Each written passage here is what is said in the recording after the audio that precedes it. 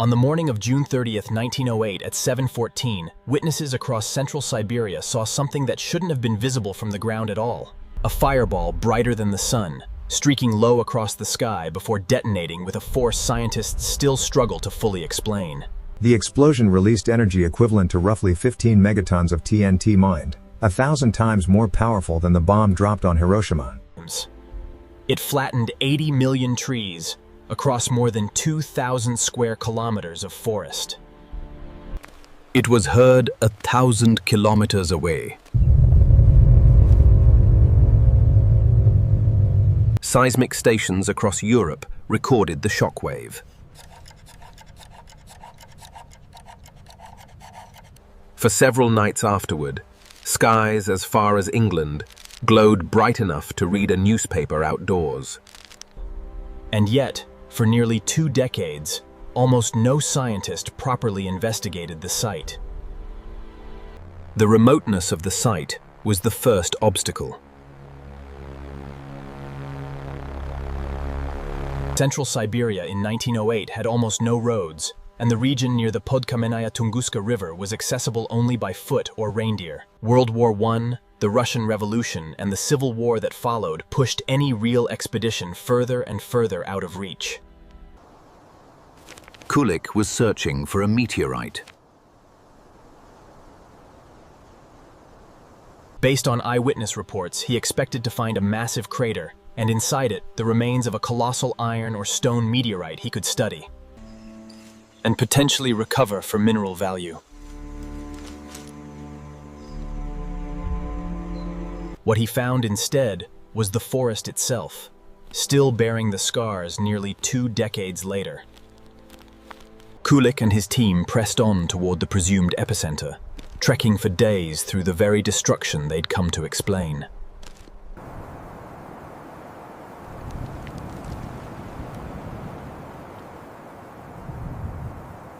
What Kulik's team documented, over multiple expeditions through the 1920s and 1930s, became the foundation of everything we know today. The felled trees weren't scattered randomly.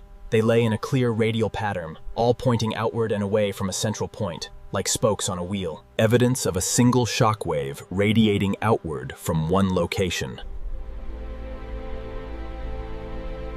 At that presumed center, though, the trees were still standing, stripped bare of branches and bark, scorched but upright. A telltale sign to atmospheric physicists of an explosion that occurred above the ground rather than on it. Later analysis estimated the object entered the atmosphere at roughly 20 kilometers per second and detonated somewhere between 5 and 10 kilometers up. An altitude high enough that its shockwave spread out and flattened the forest below in a massive ring, while directly beneath it, the trees survived the blow, only to be scorched by the heat.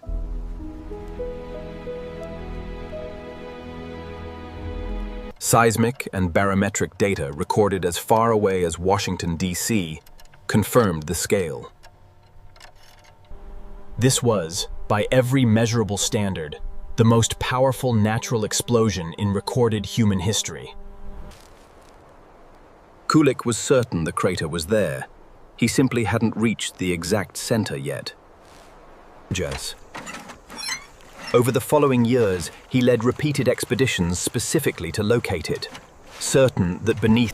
He drained ponds. He dug trenches. He found nothing. No crater, no fragments, no meteorite of any meaningful size, despite an explosion powerful enough. For decades, this absence was treated as a footnote, a failure of the search, not a clue in itself. But as atmospheric physics advanced through the 20th century, scientists began to realize the absence wasn't a failure at all. It was the answer.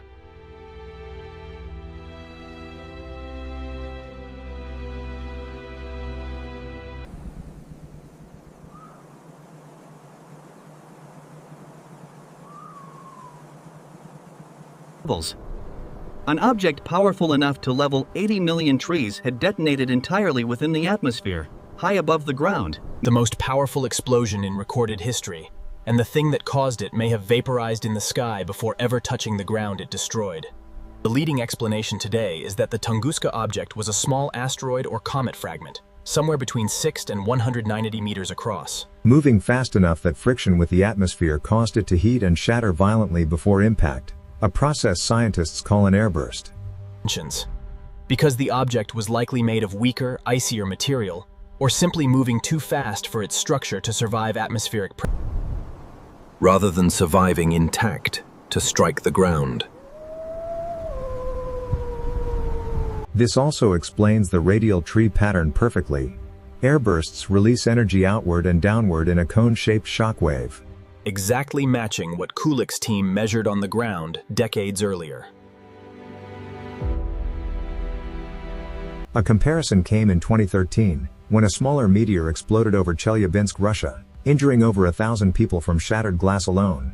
Caught on hundreds of dashcams. Modern, undeniable proof that airbursts happen.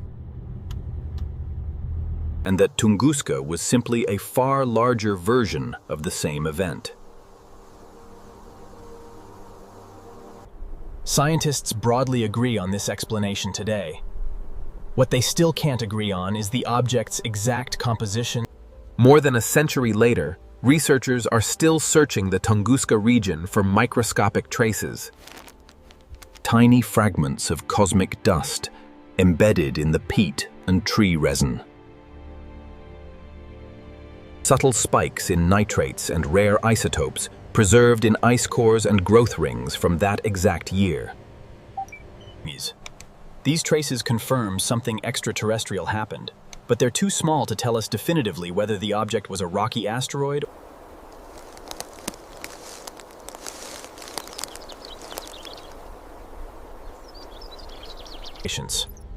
Every major theory, asteroid, comet, even a rare meteorite type that vaporizes almost completely on impact. And that unresolved uncertainty carries real weight today. Tunguska is now studied not just as history, but as a warning. Objects this size are estimated to strike Earth roughly once every few hundred to few thousand years, and they're extremely difficult to detect in advance. The forest has mostly regrown now. The trees stand straight again, no longer pointing outward from that empty center. But the question of exactly what came down that morning in 1908, that has never fully regrown an answer.